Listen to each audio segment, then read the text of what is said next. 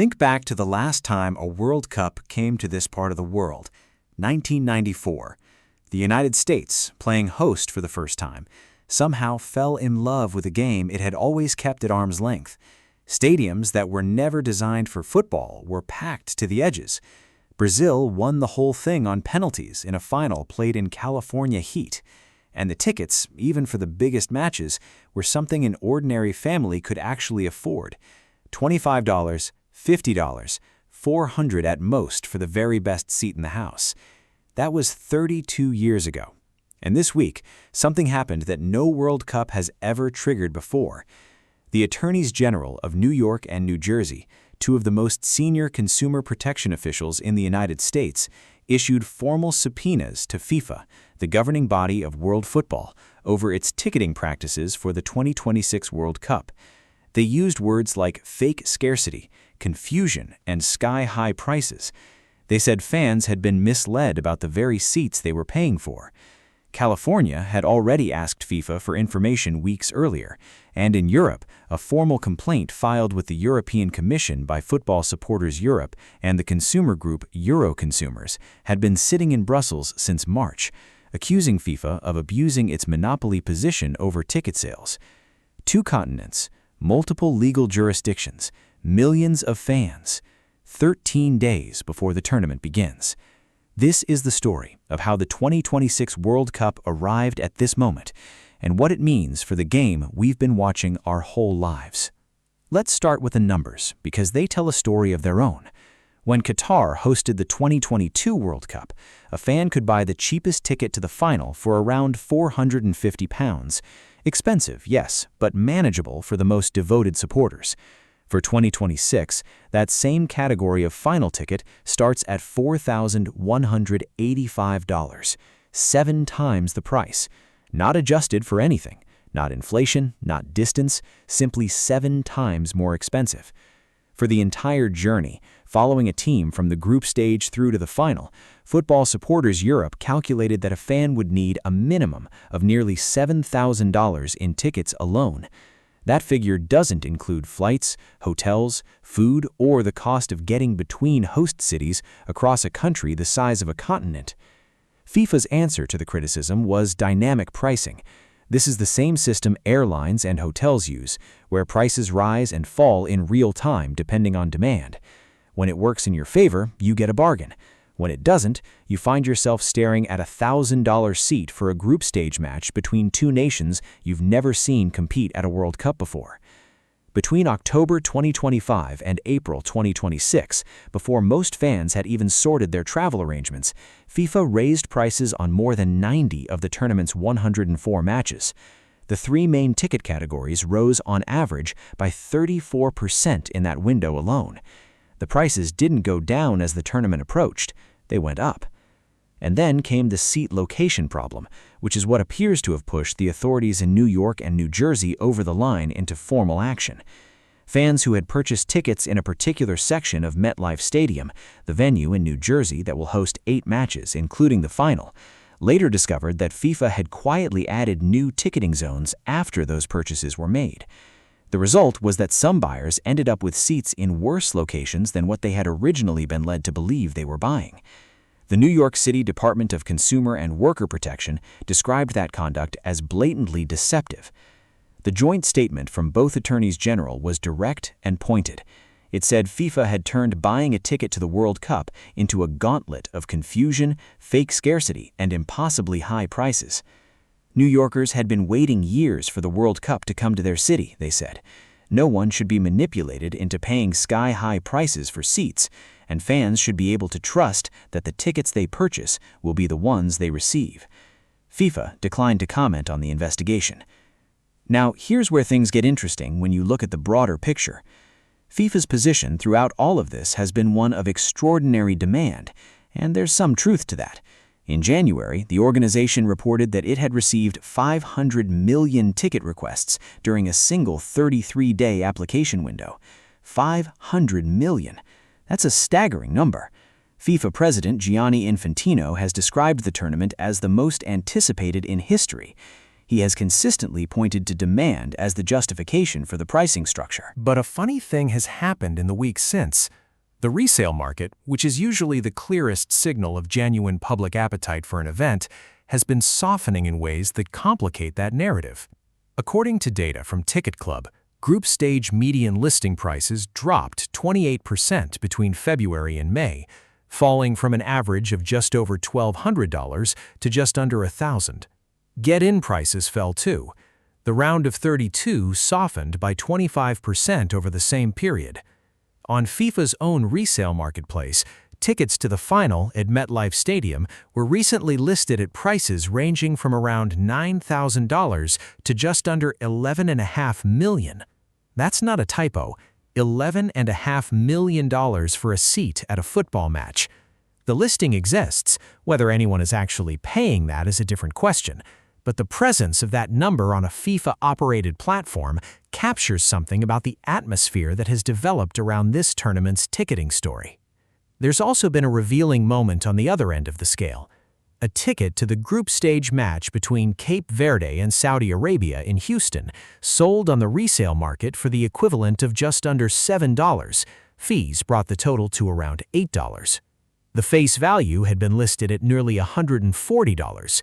That ticket, that $7 World Cup ticket going viral on social media at the same moment as $11 million final seats, tells you everything about the gap between what FIFA promised and what it actually delivered. It's worth stepping back for a moment and asking a question that a lifelong football fan would naturally ask. Has FIFA ever faced anything like this before? The answer is no, not at this scale and not with this level of legal consequence. Previous World Cups have generated complaints about prices and access. The 2022 Qatar edition drew significant criticism for its costs, for the logistics of a country with limited infrastructure hosting millions of visitors, and for the broader questions about how the tournament came to be held there at all. But there were no subpoenas, no attorneys general, no formal proceedings before the European Commission.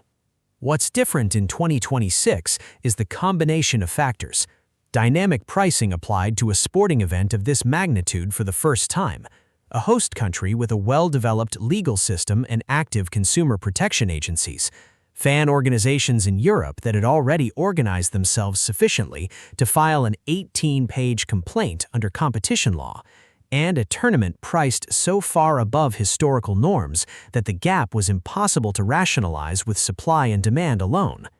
The European complaint is worth dwelling on for a moment. Football Supporters Europe and Euro consumers didn't just complain. They identified 6 specific areas where they believe FIFA abused its dominant market position. They cited the price increase from Qatar's final ticket to 2026's final ticket, 7 times the cost. They challenged the 15% commission FIFA charges on its own resale marketplace, meaning that a fan selling an $800 ticket through FIFA's platform would see FIFA collect an additional $240 on top of the original sale.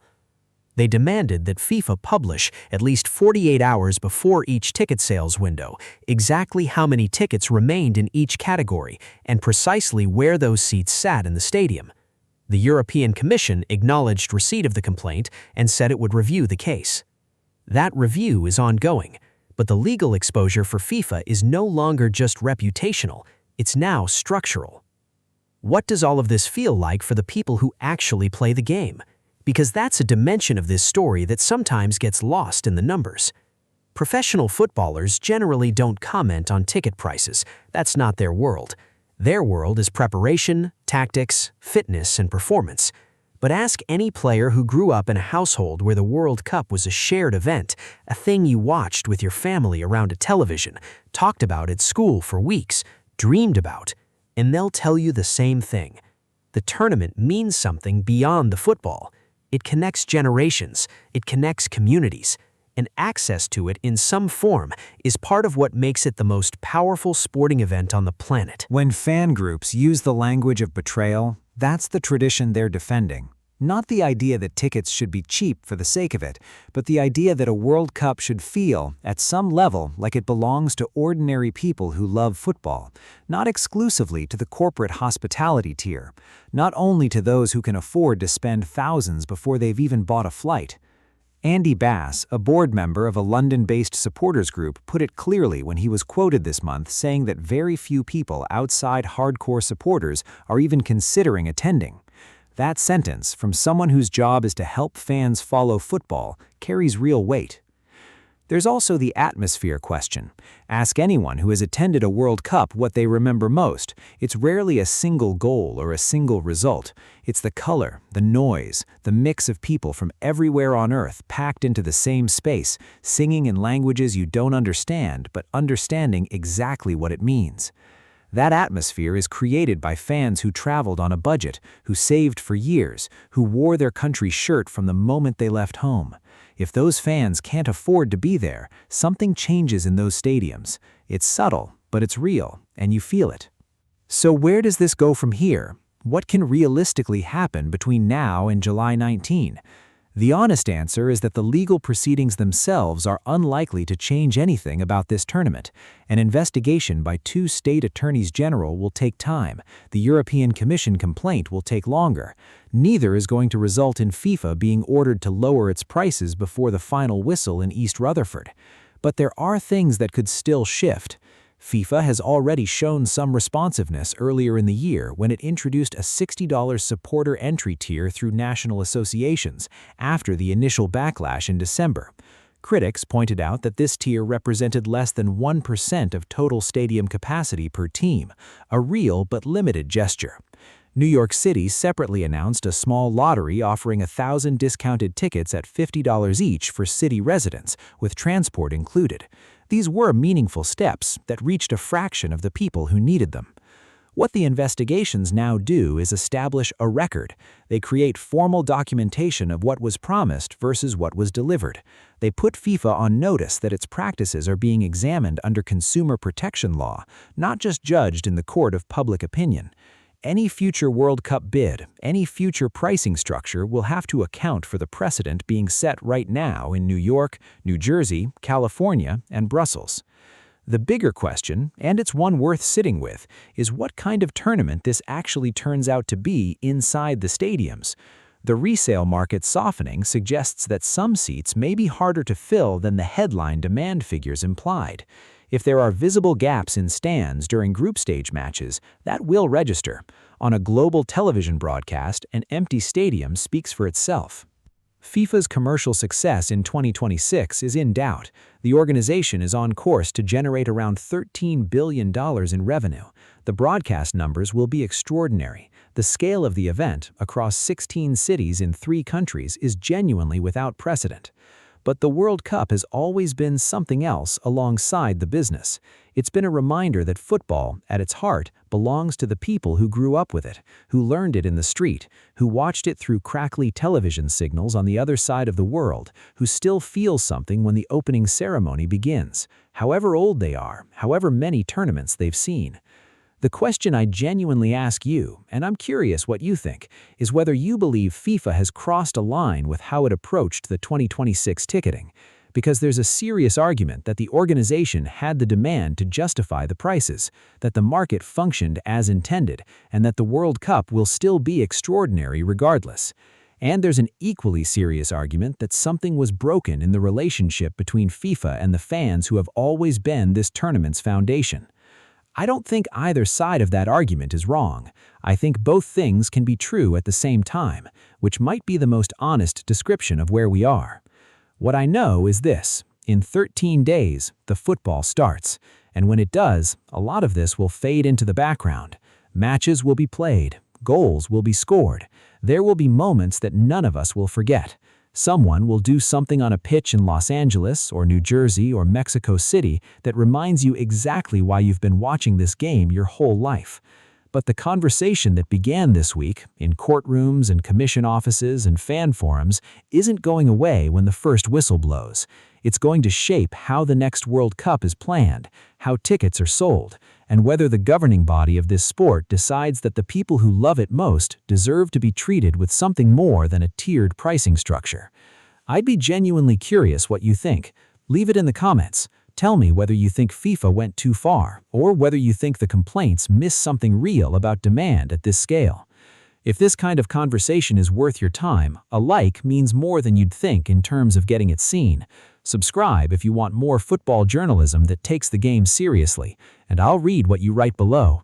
Football at this scale is never just a tournament. It's a moment in time, and 2026 is already one of them before a single ball has been kicked.